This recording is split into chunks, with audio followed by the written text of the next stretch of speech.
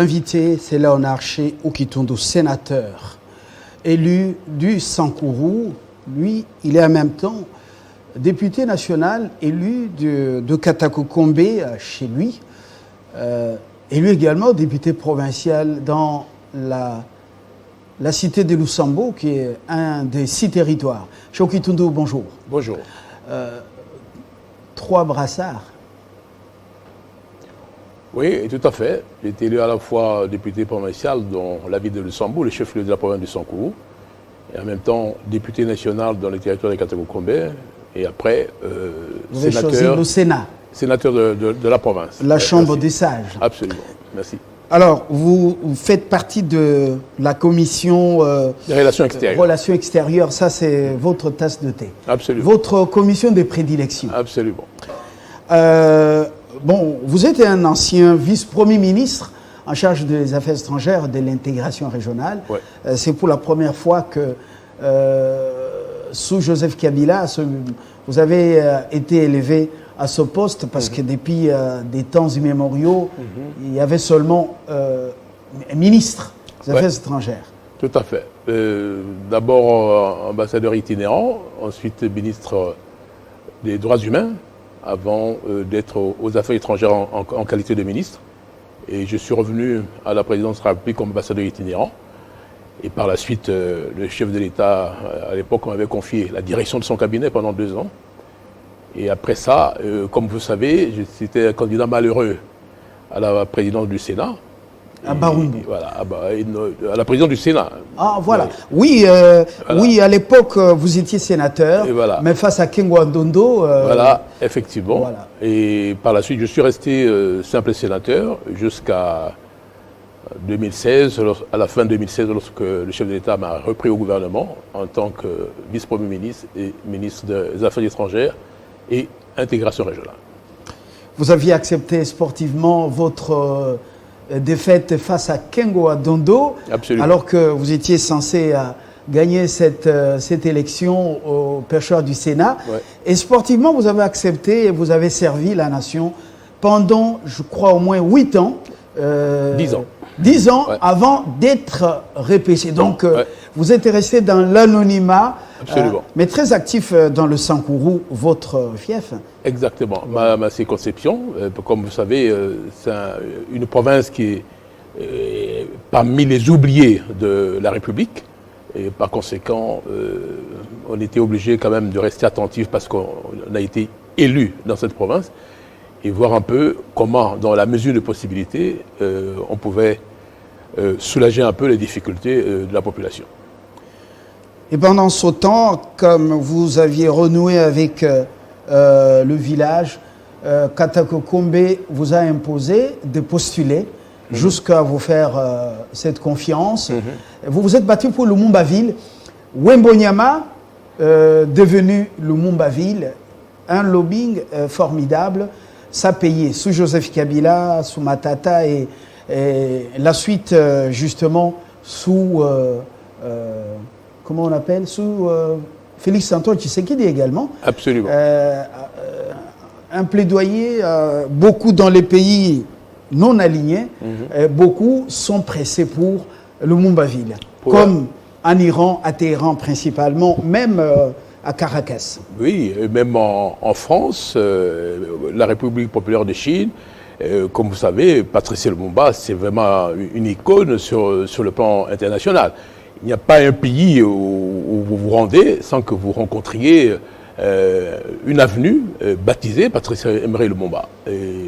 C'est vraiment, comme nous le considérons aujourd'hui, un martyr non seulement panafricain, mais aussi un démocrate qui a été adoubé par la communauté internationale de l'époque. C'est pour ça qu'on a voulu perpétuer sa mémoire en baptisant, en créant plutôt une ville qui est sortie ex nihilo dans son village d'origine. Donc on a tenu compte d'abord de son lieu de naissance, donc Onaloa, dans le territoire des Katakokombe, et puis ensuite Wembonyama où il a fait son école primaire, et puis après Tchumbe où il a fait son école secondaire. Alors on voulait dans un premier temps réunifier ces 3 localités, Mais il s'est posé quelques problèmes au niveau de la délimitation des groupements. Alors, pour éviter des conflits entre autorités coutumières, on s'est rabattu à l'idée de créer 2 villes, donc Lumumba-Ville et Tchoumbéville. Alors, Lumumba-Ville réunissait la localité de Onaloa, où il est né, et la localité de Wemboyama, où il a fait son école primaire. Et puis, la mairie devrait être construite à Onaloa, où il est né, et puis à Onaloa même, il y aurait une commune, et la deuxième commune à Wemboyama. Alors, c'est cela. Alors, c'est vraiment une initiative collective. Il faut bien le reconnaître. Ben, vous restez comment on dit, sobre. Oui. Mais Lutundula Christophe, vice-premier ministre en charge des affaires étrangères, a reconnu que c'est vraiment ce succès. C'est d'abord l'initiateur, c'est Cheo Kitundu, qui s'est beaucoup battu, même si vous restez sobre, mais il a reconnu que c'est votre combat. Tout à fait. Mais au départ, effectivement, l'initiative est venue de notre part, mais en tout cas, ça a été soutenu par toute la province du Sankuru, à commencer d'abord par les autorités coutumières, ensuite par l'Assemblée provinciale, et après par le gouvernorat du Sankuru, avant que le dossier ne vienne au gouvernement central auprès du Premier ministre. Mosito d'abord, en tant que Premier ministre, et par la suite, c'était le Premier ministre Matata qui a finalement pris le décret, après le plaidoyer fait par son prédécesseur. Mais simplement, ce décret n'a pas été appliqué. Mais il faut dire aussi que pour que le dossier vienne au gouvernement, il a fallu aussi l'intervention particulière du président de la République de l'époque, Joseph Kabila. Alors, mais après la publication du décret, ce décret n'a jamais été appliqué jusqu'au moment où Emmanuel Chadari est arrivé à la primature, et c'est lui qui a permis, parce qu'à un moment donné, il était à la vice-primature en charge de l'intérieur. Voilà, en plus de Lumumba-Ville, on a créé d'autres villes dans le cadre de la décentralisation. Et ici, il faut que l'opinion les sache. C'est-à-dire que le décret créant Patrice Lumumba n'a pas été pris dans le cadre des mesures de décentralisation. C'est vraiment un décret à part qui a été pris par une décision souveraine du gouvernement central pour honorer la mémoire de Patrice Lumumba. Donc il faut isoler ce décret, il faut isoler Lumumba-Ville d'autres villes qui ont été créées dans le cadre de la décentralisation. C'est pour ça qu'il fallait, nous exigions un traitement particulier. Alors, par la suite, ce décret est entré en léthargie, et puis, profitant de la célébration du 60e anniversaire de l'indépendance de la République démocratique du Congo, et en même temps du 60e anniversaire de l'assassinat de Patrice Lumumba, nous avons dit on ne pouvait pas célébrer ces 2 événements sans évoquer Patrice Lumumba. Et le meilleur moyen d'évoquer Patrice Lumumba, c'était justement de mettre en application ce décret pour qu'il concrétise la perpétuation de sa mémoire. Et c'est là, effectivement, que je me suis impliqué très personnellement auprès de toutes ces autorités. Et aujourd'hui, nous pouvons être très contents parce que, par la suite, le président Félix-Antoine Tshisekedi a accédé au pouvoir. Et c'est sa présidence qui a coïncidé avec la célébration de ces 2 événements, le 60e anniversaire de l'indépendance, le 60e anniversaire de l'assassinat de Patrice Lumumba.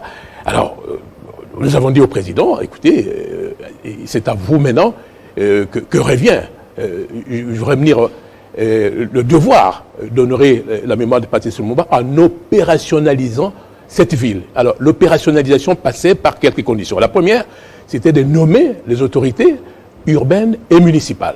C'était la première condition. La seconde condition, c'est comme une ville qui part ex nihilo, c'est-à-dire il n'y avait rien du tout, c'est une ville à créer. Alors, en ce moment-là, il fallait d'abord rendre, sur le plan infrastructurel, accessible la localité où le Lumumba-Ville allait être construite. Ce qui impliquait de réaménager la route en construisant des ponts pour franchir les rivières. L'autre condition, c'était construire. Parce que, bon, vous ne pouvez pas installer les autorités urbaines et municipales sans qu'ils aient des infrastructures où elles peuvent travailler. Donc il fallait construire la mairie, le bâtiment pour la mairie, l'autre bâtiment pour les 2 maisons communales de Wembonyama et de Onaloa.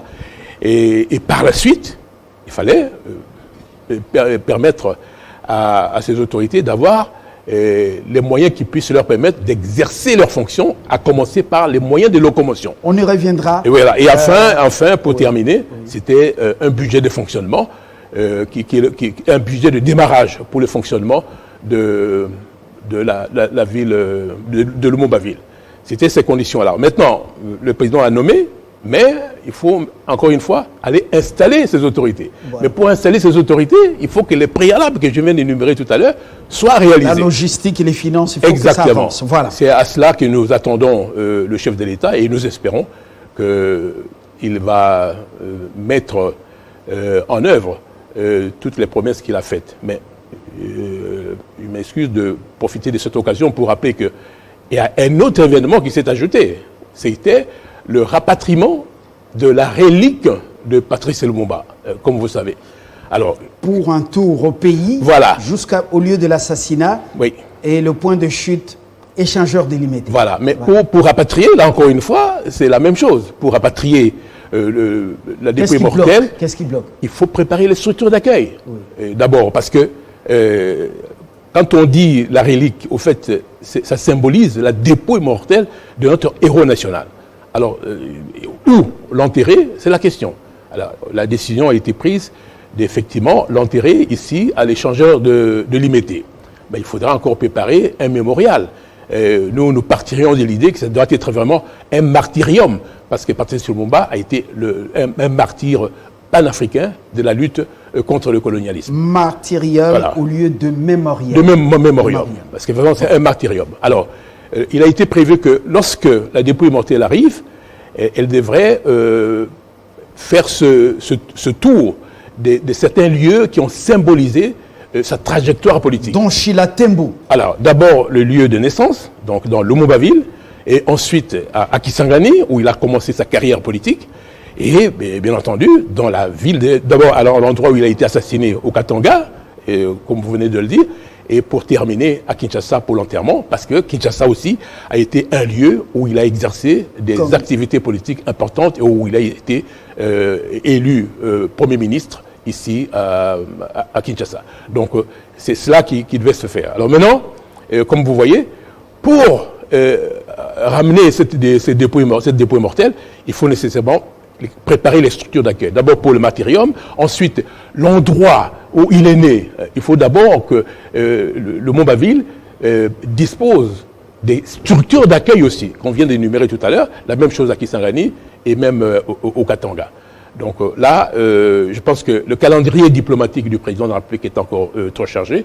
Nous pensons qu'à son retour, nous allons discuter de tout ça pour voir comment, d'une part, opérationnaliser le Lumumba-Ville, parce que c'est aussi la condition pour le rapatriement de la dépouille mortelle. Donc tout maintenant est lié, est enchevêtré, et ce sera vraiment au président de faire tout pour que les moyens soient débloqués, pour que, en tout cas pour moi, le 17 janvier, tel qu'il a été promis, parce que vous vous rappelez, ça a été reporté pour le 17 janvier 2022, mais moi je ne pense pas, on est à 2 mois, c'est possible. Réalistiquement, ce n'est pas possible. Donc, il faudra trouver une date réaliste pour procéder au rapatriement. Moi, je pars de l'idée que si on a attendu 60 ans, cette dépouille mortelle... Pourquoi ne pas attendre jusqu'au mois de juin? Voilà, même une année ou une année et demie, avant que les conditions ne soient remplies, pour que la dépouille de notre héros national soit accueillie dans notre pays, dans des conditions dignes de son rang. Merci, Léonard Ché Okitundu. On reviendra sur ce sujet important. Ouais. On a improvisé. Tout à fait. Vous voyez la thématique? Exactement. Nous sommes sur l'actualité, mais c'est extrêmement important. Ouais. On a fait beaucoup de courses dans le Sankuru au Congo profond avec vous. Vous avez une résidence à Lusambo-Ville, ouais. À Tchumbe, à la cité de Katekokombe, même à Lumumba-Ville. 2 résidences, ouais. Avec une station de radio également. Absolument. Télévision. Bon, on pourra... radio communautaire, ouais. Voilà. Donc, on pourra davantage creuser le sujet. L'actualité, c'est la clôture. D'abord, la tenue aujourd'hui ouais. de la COP26. La conférence des Nations Unies sur le climat. Ouais. Après Paris, pour l'édition 2025, plutôt édition 25. Mais avant d'arriver à ces sujets d'actualité, nous rentrons à Rome, clôture de G20. Vous avez été avec moi sur ce plateau pour parler, saluer l'engagement pris par Paris pour le financement, à l'initiative Macron, le financement des économies africaines en pleine pandémie. Avec l'implication du chef de l'État aussi. Justement. Maintenant, Macron a même promis de faire le plaidoyer au cours du G20. Le président Tshisekedi a été au G20. C'est lui qui a plus plaidé pour l'Afrique. Macron était un séducteur, plutôt faisait les yeux doux à Biden sur le dossier des sous-marins nucléaires en Australie. Alors, vous êtes déçu? C'est un bilan à demi-teinte. Au fait, le président Macron n'est pas resté inactif non plus. Hein. Il faut quand même le reconnaître. Parce que c'était quoi? Rappelez-vous, pour la relance des économies, les pays occidentaux avaient décidé, avec le Fonds monétaire international, de mobiliser les droits de tirage spéciaux. Alors, c'était à peu près 740 milliards de dollars. Alors, sur les 740 milliards de dollars, 500 000 milliards étaient réservés aux pays nantis. Et puis 250 pour le reste du monde. Vous vous rendez compte? Et puis là, pour l'Afrique... Le reste du monde, dans l'Afrique. Voilà. Et l'Afrique n'avait que 33 à 34 milliards.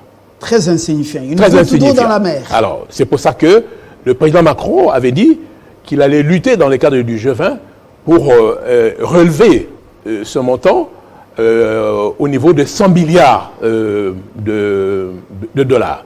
C'est ce qu'il a dit. Il allait faire le plaidoyer au sein d'abord du G7, après du G20.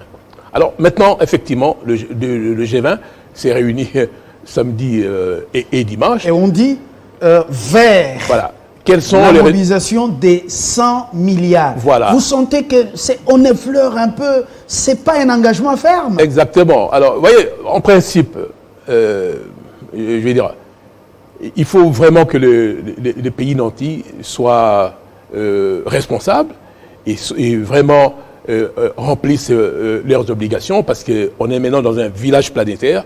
Je pense que notre sort est lié. Les pays occidentaux, les pays nantis ne peuvent pas s'en sortir seuls. Il faut aussi manifester. Il y a un devoir de solidarité envers le pays en voie de développement.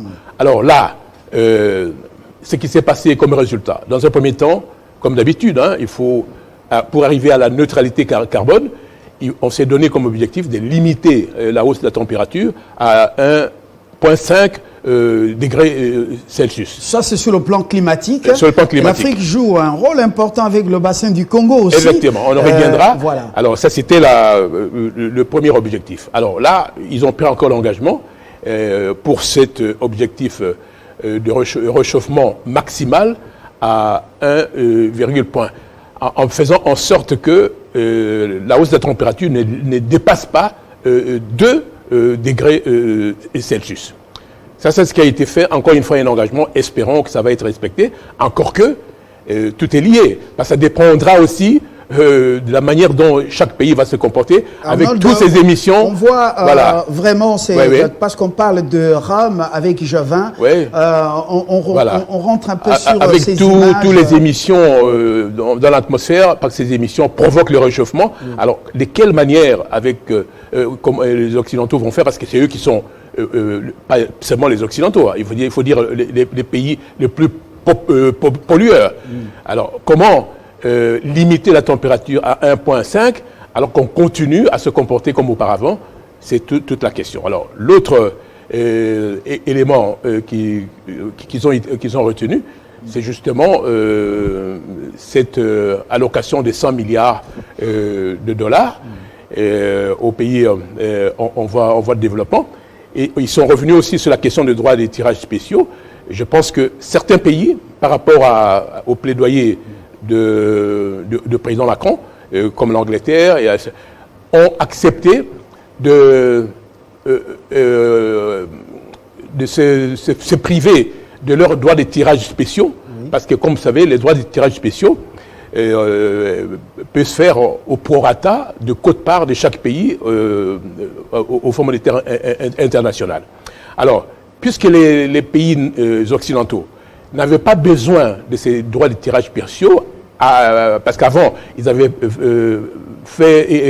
élaboré des plans de relance de leurs économies, donc ils n'avaient pas besoin des droits de ces tirages spéciaux.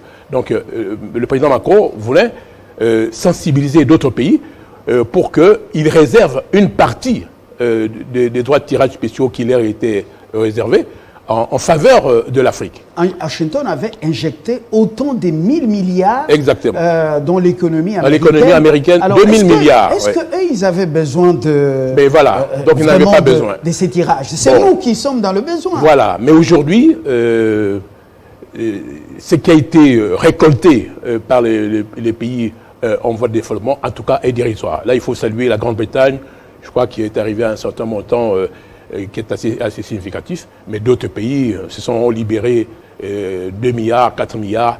Donc, on est resté sur notre faim. Ça, c'est vraiment quelque chose qui est intenable. Et en plus, ils ont pris l'engagement de ne plus financer la construction de centrales au charbon à l'étranger. Mais simplement, ils continuent à exploiter les charbons dans leur propre pays en émettant encore une fois des gaz à effet de serre qui polluent l'atmosphère et provoquent le réchauffement climatique. Donc il y a quelque chose de contradictoire. Un contraste. Et voilà. Un contraste. C'est ça la grande question. C'est à ce niveau. Justement, on veut réduire les émissions des gaz à effet de serre. Parce que très nocif à l'environnement et à la santé de la planète, l'avenir de la planète. Tout à fait. Vous êtes de ceux qui se sont battus, alors vice-premier ministre en charge des affaires étrangères, intégration régionale, vous êtes battu pour la création d'un cartel. Là, nous sommes déjà en Écosse, ce matin, avec l'ouverture du sommet sur le climat, COP26. Vous vous êtes battu pour la formation de ce cartel. RDC, Brésil et Indonésie. Vous avez même été partout là pour justement faire accepter cette initiative de manière à ce que les cartels soient forts et fassent des pressions sur les pays, les grands pollueurs, la Chine, les États-Unis d'Amérique, l'Europe, pour qu'ils puissent payer les gros pollueurs. Alors, nous allons d'abord en Indonésie pour prendre votre interview réalisée à l'époque dans les archives sur cette initiative. En ce qui concerne l'aquaculture, mais aussi en ce qui concerne l'huile de palme. Comme vous savez, il existe un potentiel important dans ce domaine en République démocratique du Congo et nous voulons profiter de l'expérience indonésienne dans ce sens. Sur le plan diplomatique, nous avons soutenu la candidature de l'Indonésie comme membre non permanent du Conseil de sécurité l'année prochaine. Cela prouve la solidarité entre nos deux pays. Mais en même temps, nous avons convenu que nous aurons des consultations régulières pour harmoniser nos positions dans le cadre des enceintes internationales. Et au Conseil de sécurité, il est important qu'en tant que membre non permanent du Conseil de sécurité, l'Indonésie puisse, à partir de l'année prochaine, avoir des consultations régulières avec les 3 membres non permanents africains afin que nous puissions défendre nos intérêts dans le cadre de cet organe permanent du maintien de la paix et de la sécurité internationale. Nous apprécions aussi la mise à disposition de la République démocratique du Congo dans le cadre de forces de maintien de la paix en RDC d'un contingent indonésien dont nous apprécions effectivement les prestations. En ce qui concerne la question environnementale, comme vous savez, l'Indonésie, le siège du Bornéo-Mekong, un bassin forestier important avec l'Amazonie et le bassin du Congo, sont les 3 bassins forestiers qui aujourd'hui stockent les carbones, luttent contre le changement climatique. Par conséquent, il était important que les responsables des 3 bassins forestiers puissent se retrouver pour faire l'état de la situation en ce qui concerne nos responsabilités internationales dans ce domaine, mais aussi comment aussi préserver les intérêts de nos populations. C'est pour ça que nous avons initié une rencontre tripartite qui pourrait se tenir à Kinshasa et en complément de l'initiative F11, excusez-moi. Voilà les 3 domaines dans lesquels nous allons développer notre coopération. Mais pour donner ce nouveau départ dans la consolidation des relations entre l'Indonésie et la République démocratique du Congo, nous sommes satisfaits aujourd'hui d'avoir signé un accord sur la constitution de la grande commission mixte qui va être le cadre dans lequel nous allons renforcer et diversifier notre coopération. Je tiens à remercier le peuple et le gouvernement indonésien pour l'accueil et l'hospitalité dont nous sommes l'objet depuis notre arrivée ici à Jakarta. Encore une fois, Madame, je tiens à vous remercier.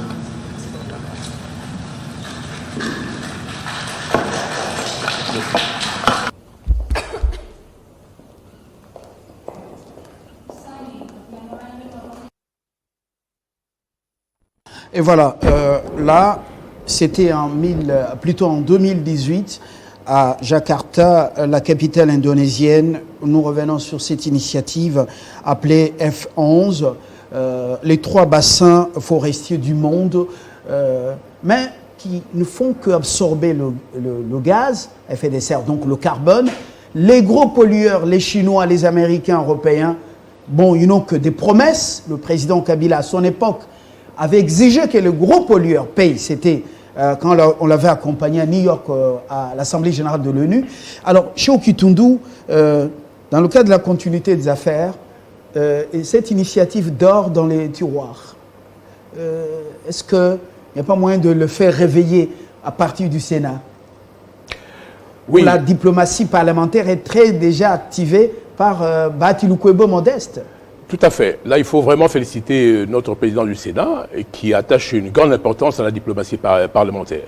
Vous savez, la diplomatie parlementaire est très importante parce qu'à un moment donné, lorsque la diplomatie classique est confrontée à certaines difficultés, la diplomatie parlementaire peut venir au secours.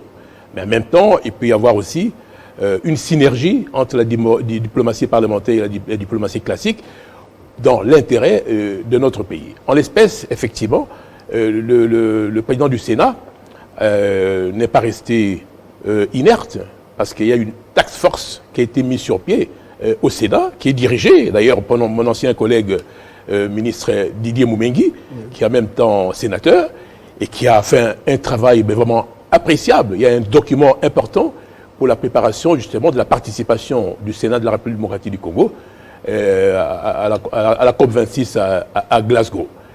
C'est vraiment un document à prendre en considération et je tiens encore une fois à féliciter notre collègue pour ce travail. Alors maintenant, ce qu'il faut comprendre, parce qu'ici il est question de la finance climat. Ici, et c'est une affaire des milliards. Mais voilà. Ici, une affaire des milliards, mais nous sommes des leaders en carton. Voilà. Si les Brésiliens se retrouvent, oui, peut-être les Indonésiens, mais le Congo ne se retrouve pas. 12e massif forestier du monde. Voilà. On n'en tire pas profit. Les gros pollueurs sont têtus. Mais est-ce que ce cartel, on ne peut pas le relancer à partir de votre action au Sénat avec Bati Lukwebo qui est toute oreille, d'ailleurs, qui encourage ça? C'est pour ça que j'ai dit, moi je recommande aux autorités de notre pays, comme je l'avais dit dans mon document, il faut qu'on change de paradigme.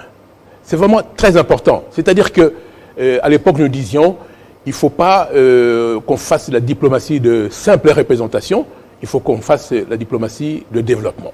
C'est vraiment important. Et en l'espèce, il ne faut pas qu'on se place dans une posture des gens qui demandent l'aumône à la communauté internationale. Il ne s'agit pas de l'aumône, parce que les 3 bassins forestiers jouent un rôle international vital pour le monde. Et c'est quand pour la préservation du monde. agité la menace, Voilà. à l'époque, Tout à fait. le monde bougeait. Mais voilà. Et puis les grands pollueurs agissaient. Et mais puis, nous, quand voilà. on hausse les tons, mais personne ne nous écoute. Tout Ne à nous fait. écoute. Donc, On vient seulement nous dire n'exploitez pas le gaz, Et voilà. le pétrole, Oui. on ne touchez pas au parc, Ne touchez non, pas. attention.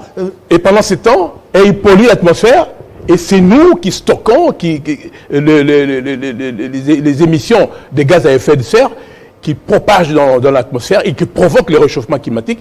Et ce sont les 3 bassins forestiers qui limitent l'augmentation de la température pour vraiment rendre le monde vivable. Donc nous jouons là un rôle fondamental. Est-ce Donc ici, qu'en Écosse, nous y sommes en tant que leader, partenaire, pour exiger la contrepartie, ou nous y allons en demandeur ou commandeur de monde? oui, pour dire vrai, nous sommes le bassin du Congo, mais dans le bassin du Congo, la République démocratique du Congo a la part la plus importante. C'est le leader. Donc, on ne néglige pas d'autres pays qui font partie du bassin du Congo, mais il faut que le leadership de la République démocratique du Congo soit reconnu. Et là, effectivement, quand on dit leadership, c'est pas faire un travail solitaire. Il y a moyen, chaque fois, de se concerter, mais la RDC doit récupérer le leadership dans le cadre du bassin du Congo. Il y a même, par la suite, avoir, avec l'apport de tout le bassin du Congo, pour négocier avec le Brésil pour l'Amazonie et l'Indonésie en ce qui concerne le Bornéo, pour que les 3 bassins forestiers qui font vivre la planète aujourd'hui se retrouvent pour défendre leurs intérêts, mais aussi les intérêts de toute la planète. C'est vraiment important. Donc ici, il faut, quand je dis changer de paradigme, il faudrait qu'il y ait une approche stratégique. Et il ne faudrait pas qu'on aille comme pour aller demander de l'aide. Non, pas du tout. Parce que si on ne fait pas attention, il est question de suicide collectif. Est-ce qu'on ne Personne peut ne pas sera prendre, épargné. nous, la décision d'abattre tous les arbres et effacer nos forêts? Alors, ça, c'est... Et en ce moment-là, ce sera un langage de force. Voilà. Parce que eux, ils ont de l'énergie fossile. Regardez, par exemple, aujourd'hui en Allemagne, ils ont renoncé au nucléaire, mais ils utilisent le charbon. Le même charbon qui produit les émissions, pollue l'atmosphère et provoque le réchauffement climatique. En France, une bonne moitié de leurs besoins énergétiques est garantie par le nucléaire. Oui. Bon, donc, il y a comme ça des situations contrastées dans ce pays-là. Donc, aujourd'hui, on ne peut pas à chaque fois donner des injonctions à la République démocratique du Congo ou même aux pays en développement pour préserver la forêt, cette forêt qui, effectivement, piège les gaz à effet de serre et puis les stocks pour permettre de limiter la hausse de la température pour le bonheur de la planète. Donc, Mais avant de former le cartel, comme c'est votre initiative, vous l'avez appelé F11. Alors, dites-nous concrètement, pourquoi au Brésil, dans l'Amazonie, le Brésil, on l'écoute, et le Grand Congo, le bassin du Congo, quand les pays tonnent, on n'est pas écouté? Qu'est-ce qui se passe? non, Quelle est si l'on compare aujourd'hui en termes de la préservation de la forêt, il faut dire que le Brésil a exploité, il y a eu une déforestation importante dans l'Amazonie. Et c'est pour ça qu'il y a eu un grand conflit avec les autorités brésiliennes et la communauté internationale. Oui. Donc, même dans ce cartel que nous préconisons, parce qu'on ne peut pas se passer de l'Amazonie, on ne peut pas se passer du Bornéo, et encore une fois, du bassin du Congo. Mais maintenant, nous voulons mutualiser nos efforts pour que nous soyons l'interface face à la communauté financière internationale. C'est vraiment important, il faut qu'il y ait une approche stratégique. Il ne faut pas qu'on aille comme si nous allions demander le monde. Non, il est de l'obligation de la communauté financière internationale de financer l'adaptation climatique des pays en voie de développement. C'est très important parce que nous préservons la planète avec nos forêts, mais nous n'avons pas les moyens pour opérer l'adaptation climatique, effectivement la transition énergétique, et avec l'objectif de la neutralité carbone. C'est vraiment un constat, et je pense qu'ici il faut faire notre faiblesse une force. il faut nécessairement que les 3 bassins forestiers se retrouvent, fassent l'état des lieux de la situation et voir de quelle manière nous pouvons maintenant affronter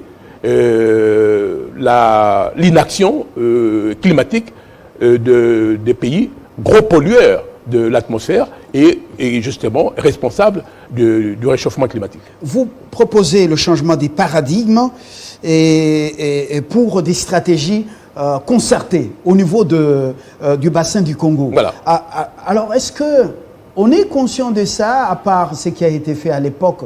Est-ce qu'on est la CEAC, par exemple, est-ce qu'elle met ce sujet sur la table? Est-ce qu'il y a des concertations au plus haut niveau pour pouvoir aller à des rencontres comme celle-ci, comme celle d'Écosse, COP26, avec des stratégies concertées communes au lieu d'y aller de manière dispersée? Tout à fait. C'est là tout le problème, parce qu'il peut y avoir aussi une guerre de leadership, même au sein du bassin du Congo, et ça, ce qui était extrêmement grave. Moi, j'aurais souhaité que les chefs d'État du bassin du Congo se retrouvassent avant d'aller à la COP 26 et harmoniser leur point de vue, et avoir une position commune à défendre à la COP 26. Parce que vous savez, ça risque d'être une simple grand-messe. Donc, chaque pays arrive et puis fait son petit discours, et à la fin, il n'y aura rien du tout. Je crois que ces genres de conférences, ça doit se préparer, mais alors systématiquement. C'est un sommet de l'ONU. Oui. Oui. Oui. Alors, est-ce qu'il y a des mécanismes au niveau de l'ONU pour contraindre les gros pollueurs? Parce que les gros pollueurs sont en même temps ceux qui sont les gros contributeurs de l'ONU en termes des finances. Ouais. De logistique. Alors, est-ce qu'il y a des mécanismes de contrainte des gros pollueurs pour pouvoir honorer leurs engagements? Malheureusement, non. Comme vous savez, on est dans ce paysage international où il n'y a pas une autorité et qui puisse contraindre les pays à exécuter leurs engagements ou à honorer leurs signatures. Ça dépend toujours du bon vouloir de ces États qui sont effectivement souverains. C'est la grande contradiction, effectivement, de l'international. Mais le grand problème ici, c'est que nous sommes dans le même bateau, la planète. C'est-à-dire la question du réchauffement climatique concerne le monde entier. Et si nous n'y prenons garde, il n'y a pas que nous qui subirons les conséquences du réchauffement climatique, mais même les pays émetteurs des gaz à effet de serre peuvent être victimes du dérèglement climatique. Rappelez-vous ce qui vient de se passer actuellement dans les pays occidentaux. On croyait que c'est bon, les pays en voie de développement et qui peuvent subir les conséquences du changement climatique avec les sécheresses, les inondations, l'élévation du niveau des océans. Mais aujourd'hui, vous avez vu ce qui s'est passé en Allemagne fédérale, en Hollande et même en Belgique. Je crois qu'aujourd'hui, ils sont conscients que on est dans le même bateau et que on ne demande pas l'aumône aux pays nantis, mais il faut qu'ils assument leur obligation de sauver la planète, et en sauvant la planète, ils se sauvent eux-mêmes aussi. Parce que sinon, ce serait un suicide collectif. Vous l'avez bien dit, même l'Allemagne qui ne croyait pas au changement climatique pour beaucoup, même des citoyens, ouais. Mais non, ils sont devant un fait accompli, ouais. Ils sont conscients de ce qui se passe. On revient un peu à la réalisation Weghorst pour boucler justement l'étape de Jakarta. Lorsque la dernière interview après justement la réception officielle par le vice-président de l'Indonésie. Je suis venu ici en Indonésie à l'invitation de ma collègue ministre des Affaires étrangères pour voir dans quelle mesure on peut réchauffer les relations diplomatiques entre la République démocratique du Congo et la République d'Indonésie.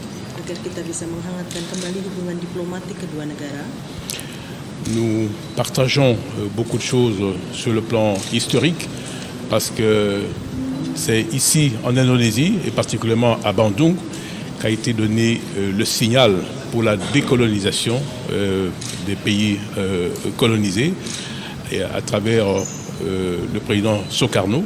Et c'est ici que le Premier ministre Patrice Emery Lumumba s'était inspiré pour radicaliser sa lutte pour l'indépendance de la République démocratique du Congo. Kita berbagi sejarah yang sama karena pada tahun 1955 Indonesia telah menginisiasi Konferensi Asia Afrika dan itu sangat menginspirasi Republik Demokratik Kongo untuk memerdekakan diri dan berjuang untuk merdeka dari penjajah. Nous tenons à rattraper notre retard et cette visite est historique parce que ça donne un nouveau départ dans le raffermissement des relations entre nos deux pays. Kami menyadari bahwa kerjasama yang terjalin agak terlambat untuk diimplementasikan, namun kami bersemangat untuk mengejar ketertinggalan ini dan segera melakukan penjajakan untuk melakukan kerjasama kedua negara. Et nous concrétisons le raffermissement de ces relations par la signature de la création de la grande commission mixte qui sera le cadre dans lequel nous allons développer cette relation diversifiée.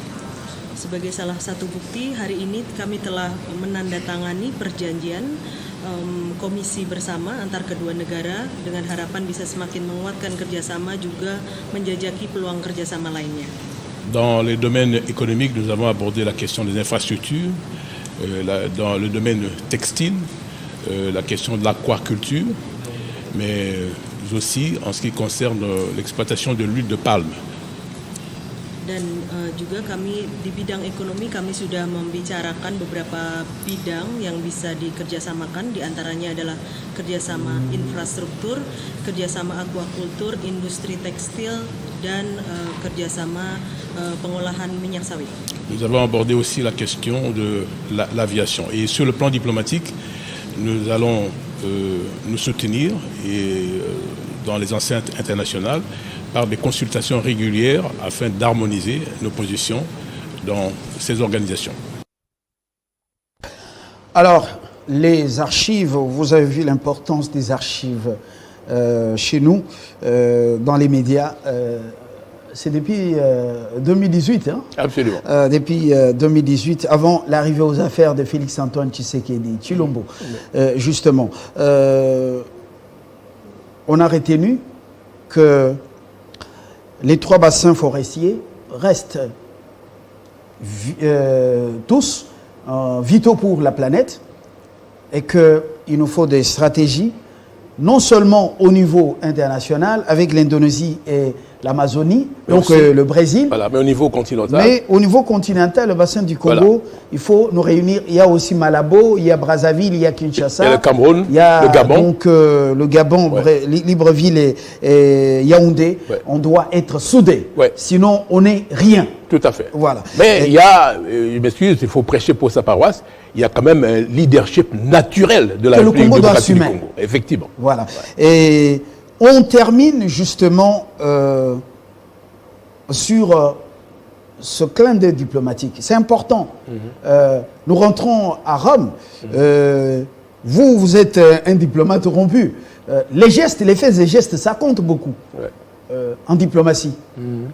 Je connais qu'il y a certains moments où on enregistre des camouflés sur le plan diplomatique, des succès, sabotage et autres. Mais au sommet du G20, Tshisekedi Tshilombo était pratiquement, on dirait, le chouchou, vous avez vu, aux côtés des Biden.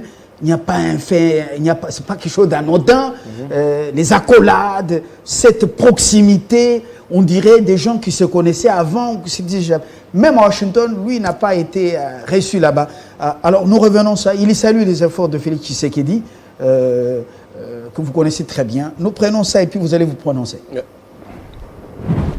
Selon la version française du compte rendu de l'entretien de deux chefs d'État du 30 octobre 2021 à Rome, à marge du G20, version envoyée à notre rédaction par la section des affaires publiques de l'ambassade des États-Unis à Kinshasa, le président des États-Unis, Joe Biden, et le président Félix Tshisekedi de la RDC et président en exercice de l'Union africaine ont discuté de l'engagement commun des États-Unis et de l'Union africaine à faire progresser la sécurité sanitaire mondiale et à mettre fin à la pandémie de la Covid-19 partout dans le monde. ils ont aussi discuté de l'accord entre Moderna et l'Union africaine, facilité par les États-Unis de porter à 110 millions les doses de vaccins disponibles pour l'Union africaine à un rythme accéléré.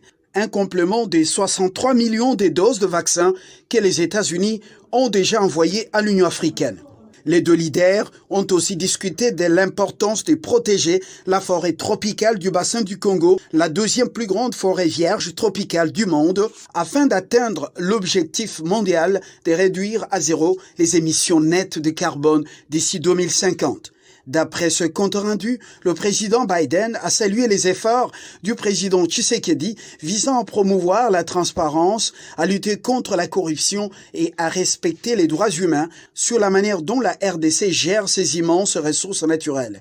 Ils ont aussi discuté des efforts du président Tshisekedi en tant que président de l'Union africaine pour promouvoir la paix et la sécurité en Afrique, y compris les besoins de résoudre la crise croissante en Éthiopie et de rétablir le gouvernement des transitions dirigé par des civils au Soudan. Les faits et gestes, on n'entre pas dans le fond parce que beaucoup de choses ont été déjà dites par nous deux en introduction justement de G8. Les faits et gestes d'abord, vous en tant que diplomate, ça signifie quoi? Non, c'est vraiment très important. À mon avis, sur le plan diplomatique, il faut vraiment saluer. Il faut aussi se rappeler que le président de la République allait, en plus de sa qualité de chef d'État de la République démocratique du Congo, mais en tant que président de l'Union africaine. Et c'est à ce titre qu'il a eu accès au G20, parce que sinon, il n'y serait pas allé. Donc là, c'est quand même important, parce que, vous savez, ce sont ces petits contacts dans le couloir qui sont décisifs. Quand vous êtes dans les grandes enceintes, on ne se rend pas compte, mais comme vous savez, la diplomatie se fait dans le couloir de l'enceinte du lieu où se tient la conférence. Donc c'est très important, parce que là, se disent les choses, que se préparent certains rendez-vous. Donc ces contacts sont vraiment importants. La diplomatie, pour ceux qui disent que beaucoup de voyages, beaucoup de dépenses, c'est un métier de prestige qui ne demande pas de voyager dans la classe économique à la queue de l'avion. Il faut être dans le fest, dans les... dans le luxe. Oui, tout à fait. Bon, mais il faut aussi dire que la diplomatie, c'est aussi un investissement. Rappelez-vous, même pour cette affaire du cartel trilatéral, on a parlé de cela en Indonésie, même à New York, il y a déjà 5 ans. Mais effectivement, c'est des choses qui se réalisent progressivement. Il faut qu'on harmonise nos positions, il faut des discussions préliminaires, tout. Donc la diplomatie, c'est aussi un investissement. Les résultats ne sont palpables que parfois 2, 3 ans, un peu plus tard. Donc il faut que les gens comprennent. Moi, j'estime que à l'époque, là, quand nous faisions le tour du monde entier, beaucoup de gens m'avaient dit qu'il a dépassé son budget de 200%. Mais non, pas du tout. Il voyage trop, il est entre le jet, et effectivement, ainsi de suite. Alors qu'à l'époque, il y avait comme un complot contre la RDC pour que la RDC ne participe pas au Conseil des droits de l'homme. Vous vous rappelez. Donc, pour vaincre tous ces obstacles, il fallait faire le tour du monde entier pour permettre à ce que la RDC, qui n'avait rien à se reprocher, participe au Conseil des droits de l'homme. Et puis, effectivement, on a obtenu une majorité écrasante contre les pays qui avaient mené campagne contre nous. Et des concessions ont été faites.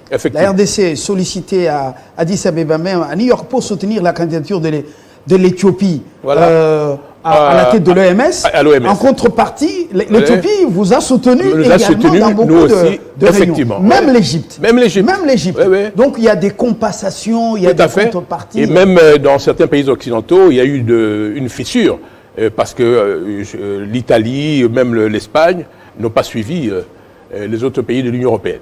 Donc là, il faut comprendre que c'est un travail... Et l'échec du sommet ou de la réunion sur les contributions qu'il fallait apporter à la RDC, vous vous souvenez? Oui, oui, absolument. Il y a eu une solidarité au point que la RDC avait beaucoup gagné sur ce plan-là. Donné beaucoup aussi. Tout à fait. Voilà. Ça vient effacer un peu la tache d'huile. Non, il a été à New York, mais pas reçu par son homologue Biden, ce geste, ça fait un peu oublier? Oui, tout à fait, parce que à New York aussi, c'est dans le cadre d'une conférence internationale des Nations Unies. Et là, vous voyez, le G20, c'est pas n'importe quelle instance, c'est quand même le pays le plus riche du monde, auquel on associe certains pays émergents, comme le Brésil, même la Chine est considérée comme un pays émergent, mais aussi, même l'Indonésie fait partie du G20. Et là, l'Union africaine aussi y fait partie. Donc, il n'aurait pas été concevable que le G20 invite le président de l'Union africaine et puis qu'il soit mis à l'écart. Ce n'est pas possible. Donc, je pense que c'était déjà un acquis important. Et puis, ce qui est important aussi, c'est que le G20 s'est tenu à la veille de la COP26. Et là, encore une fois, le président de la République va représenter à la fois la République démocratique du Congo, mais aussi l'Union africaine. Et là, nécessairement, il sera dans la cour des grands, parce que Biden va aussi y aller, Macron, Madame Merkel, les Japonais, même les Italiens, tout le monde sera là. Donc, il sera toujours dans la cour des grands. Et c'est en ce moment-là que beaucoup de choses se fassent à travers les apartés. Et on prépare énormément de choses pour l'avenir. Et voilà, on ne saura rien affirmer pour l'instant. Est-ce le retour du Grand Congo comme leader dans les Grands Lacs et en Afrique centrale? L'avenir va nous en dire, mais il faut y travailler. Ouais. Je dois affirmer les choses avec clarté, qu'on a été avec vous dans beaucoup de lieux au monde. Vous aviez souhaité que je ne reste pas seulement au niveau de reporter ou monsieur communication, que je sois dans certaines rencontres. J'ai beaucoup appris.